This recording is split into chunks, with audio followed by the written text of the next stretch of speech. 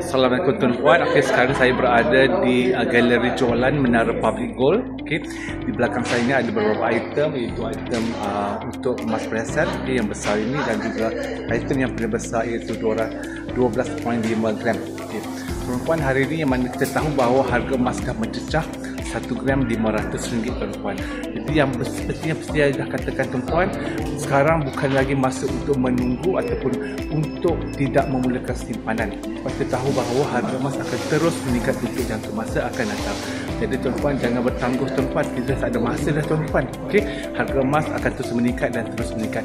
Kat public gold ni tuan-puan, walaupun harga sekarang dah 500 1 gram, tuan-puan jangan risau bahawa simpanan kita ada serendah RM100 sahaja.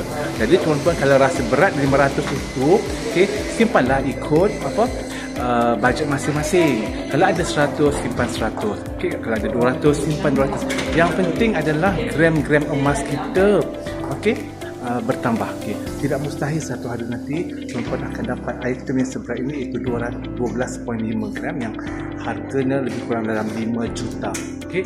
Dengan adanya akaun emas public gold, sebenarnya kita boleh mengumpul emas sedikit demi sedikit.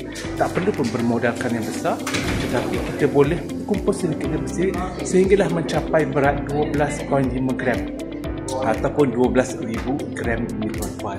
So tuan-puan, saya nasihatkan tuan-puan yang masih lagi tunggu dan terus menunggu dan bertanggung untuk menyimpan, okay, ini bukan masanya tuan-puan, sebab memang dah terbukti bahawa harga emas akan terus meningkat.